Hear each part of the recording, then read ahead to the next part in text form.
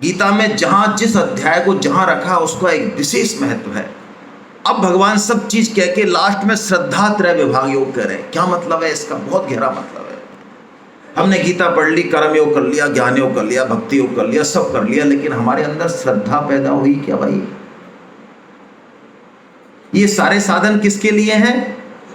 श्रद्धा के लिए। यदि आपके अंदर पहले से ही भगवान के प्रति अटूट श्रद्धा है तो आप मान लें आप 20 साल के जो साधन करके जहां पहुंचेगा उससे पहले से ही आगे है। और होती है कईयों में, आप देखते हैं जिन्होंने गीता रामायण में नहीं पढ़ी लेकिन पुराने कोई संस्कार हैं उनमें श्रद्धा होती है। और यदि हम में श्रद्धा नहीं हुई सारे साधन करने के बाद भी, इसका मतलब मामला कच्चा है। क्योंकि वहां से जुड़ाव जो होगा ना वो किससे होगा? श्रद्धा रूपी डोरी से होगा। साधन की लिमिट यही है, सबकी जितने भी साधन है उनकी लिमिट ये श्रद्धा पैदा करा दें हमारे अंदर। श्रद्धा पैदा करा दिया किसी भी साधन ने तो साधन ही जो के, श्रद्धा पैदा नहीं कराई भगवान में तो साधन बेकार है, कितना ही ऊंचा हो बोले। श्रद्धा कैसी होती है देखिए, एक उदाहरण से आपकी किताब में भी शायद दी हो वो कहानी कि एक नट था, दो पहाड़ियों के बीच में उसने रस्सा लटका दिया, बहुत गहरी खाई, और वो रस्से के ऊपर चला जाए, इधर से इधर चला जाए, लोग ताली बजाए। तो उन्होंने कहा लोगों से, नट ने, कि देखो भाई आपको विश्वास है ना कि मैं आराम से जाता हूँ, कोई दिक्कत नहीं आती मेरे को? तो बोलो तुम में से कोई है बच्चा कोई ऐसा या कोई, मैं तुमको लेके भी जा सकता हूँ, आपको श्रद्धा है मेरे में? पहले पूछा, जब चला गया कि हाँ मैं जा सकता हूँ, श्रद्धा है, विश्वास है? श्रद्धा विश्वास एक ही बात है, हाँ है। फिर कहा कि बोलो आप चल सकते हो? अरे भाई साहब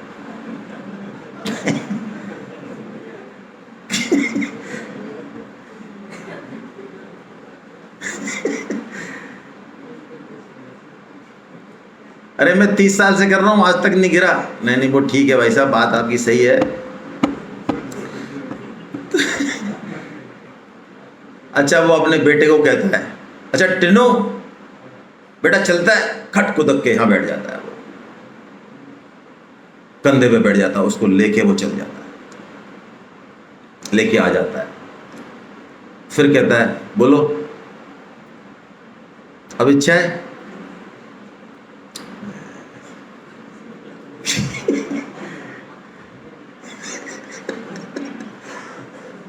हम सब भक्त हैं भाई, प्रणाम ही है, और सब श्रद्धावान है, लेकिन हमारी श्रद्धा को चेक करने की थोड़ी जरूरत है भाई। श्रद्धा श्रद्धा तो ठीक है, श्रद्धा श्रद्धा सब कोई कहे है, श्रद्धावान न कोई है, श्रद्धावान सो जानिए, जो भगवान का काम करे वो श्रद्धा। अरे उस बेटे ने ये नहीं देखा कि पिताजी ने कहा बस खट कूद के चढ़ गया। उसको पता है कि कुछ भी हो जाए मेरे पिता मेरा अहित नहीं कर सकते, गिरने नहीं देंगे मेरे को।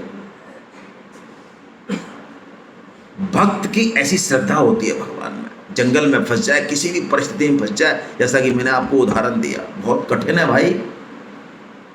मुरारीलाल जी गोयल साहब को मैं फिर याद करूंगा, हैं हम उनके साथ 10 साल पहले वृंदावन आते थे, हम देखते थे, मतलब बोलने के लिए शायद वो बोले बस, वरना तो राम राम राम राम राम राम राम राम हर नेस नाम जब करते हैं, पता नहीं 3 लाख करते हैं कि 5 लाख करते हैं, उनकी बॉडी से, उनके उससे ही आपको अद्भुत फील होगा, उनके पास भी आप बैठते हैं तो ऐसा हो जाता है नाम जापो।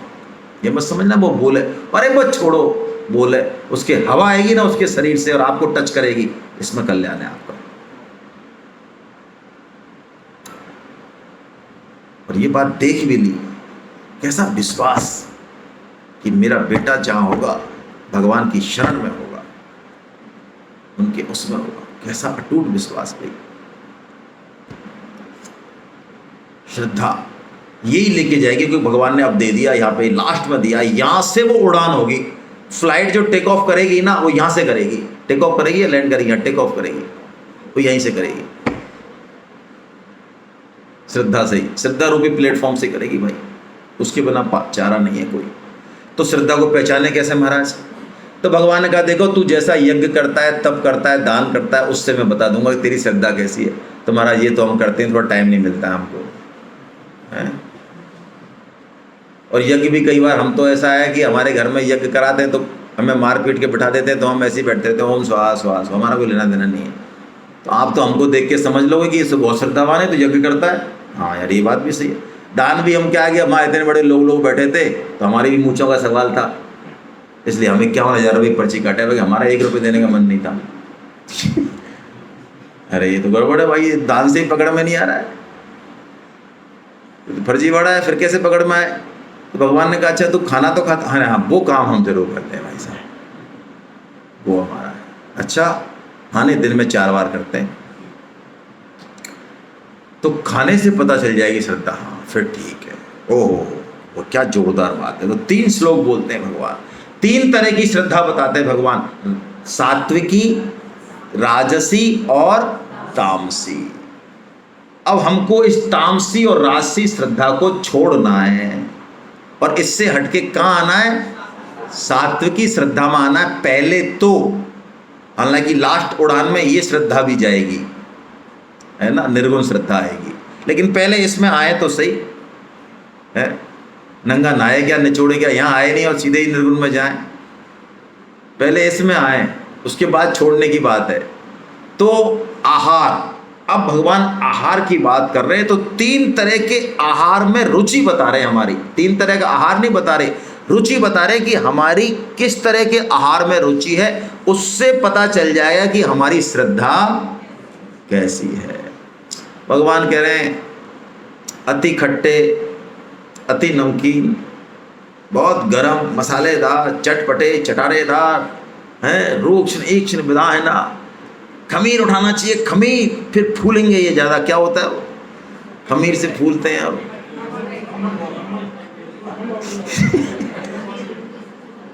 नमकीन थोड़ी बढ़िया वाली होनी चाहिए भाई साहब, 4-5 तरह। हमको ये ही पसंद है, मैं जो है ना मैं ये ही पसंद करती हूँ, मैं तो ये ही खाता हूँ, शादी में जाता हूँ। ऐसे एक स्लोगन है गीता की तरह वो लगा रखे हमने, मेरी पसंद तो यही है। वाह,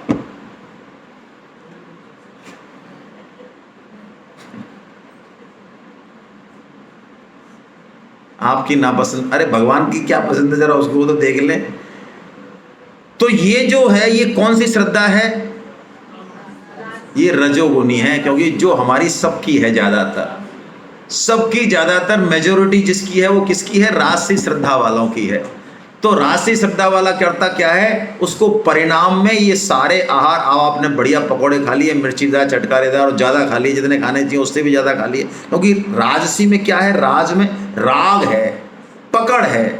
अब खीर 4 दोने थे तो टेस्ट ही करिए, अब खाने का नंबर तो उसके बाद का है। अब क्या होगा उसके बाद? अब उसके बाद सुबह पता चलेगा जब लैट्रिन में जाएंगे, जब पकौड़े खाने के बाद।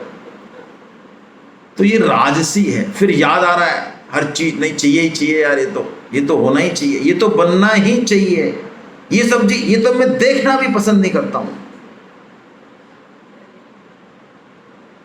ये इस तरह के जो कमांड होते हैं ना, ये तो मैं चाहता ही नहीं हूं, ये तो मैं चाहती हूं, चाहता हूं, ये सब राजसी मामला है। परेशान होंगे इससे, राजसी श्रद्धा। तामसी कैसी है? जो नहीं खाने चाहिए, भगवान ने बिल्कुल मुंह बिगाड़ा है, इसमें नाम भी नहीं लिए हैं। अभक्ष, अमेध्य, मांस, बासी, दुर्गंध युक्त, सारहीन है, ये सब शराब बराब, ये सब जो बिल्कुल कचरा है एकदम, उसको खाने का यदि मन कर रहा है हमारा अंदर से, तो कौन सी श्रद्धा हुई हमारी? और शुद्ध सात्विक पा रहे हैं, ठाकुर जी का प्रसाद पा रहे हैं, इन चीज़ों की तरफ रुचि नहीं है, ऐसे पदार्थ पा रहे हैं, दूध, घी, दही, खांड, बढ़िया से अच्छा अनाज, ये वो, जो ये सात्विक आहार यदि हम ले रहे हैं उसमें हमारी रुचि है, उससे हमें तृप्ति होती है, उसको देख के प्रसन्नता होती है। अच्छा यार ये मिल गया, क्या दाल रोटी हो गई, ये बढ़िया हो गया, अच्छा ये ठीक है, ड्राई फ्रूट्स है, बहुत बढ़िया है ना। ये यदि हमारी रुचि है, उनमें रुचि नहीं है, तो इसका मतलब है हमारी श्रद्धा कौन सी है। तो अब हमको काम किस पे करना चाहिए? बात वहीं आ गई, आहार पे काम करना पड़ेगा, करना पड़ेगा, करना ही चाहिए। एकादशी व्रत इसलिए कराया जाता है कि हमारी जो रस वृत्ति है ना, ये जो सब अफंडों की जड़ है, ये जो है ना, ये सारे बंधनों की, सारे अफंडों की जड़ है। बाहर भी यदि कोई पंगा होता है वो भी जड़ यही है, और घर में बिल्कुल भीतर, बेडरूम के भीतर भी यदि झगड़ा होता है वो भी जड़ यही है। रही मन जेभ्या बावरी, कह गई सरग पताल, और आप तो कह भीतर गई, और जूती खात कपाल।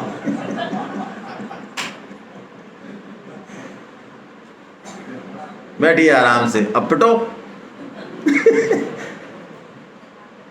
तो ये ऐसी है ये।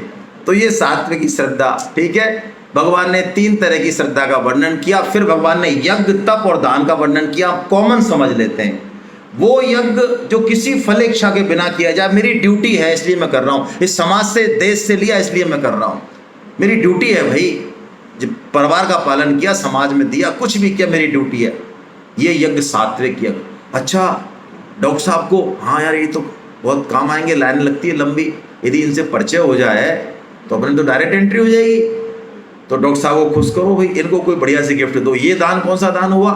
राजस हुआ, जिसमें कहीं न कहीं प्रति उपकार की इच्छा है, कहीं न कहीं। अच्छा ये पंडित जी, अरे ये काम आएंगे यार, अपनी बेटी का ब्याह होगा जब मुहूर्त निकालने के लिए, पंडित आओ महाराजा आओ, पंडित जी के सामने बच गए। अंदर से क्या है कि पंडित जी पे हमारा इंप्रेशन पड़े, जिससे ये हमारे काम आए। और तामस क्या है? ऐसे फटकार के दान देना, यज्ञ करना मोबाइल चलाते हो। अच्छा हाँ तो ठीक है, कितना? हाँ कर दे 100 बोरी फाइनल। अच्छा वो प्लॉट वो वाला, हाँ कर दे, ओम स्वाहा। कौन सा? हाँ कर दे कोई नहीं, 25 में से नहीं हो रहा, ओम स्वाहा।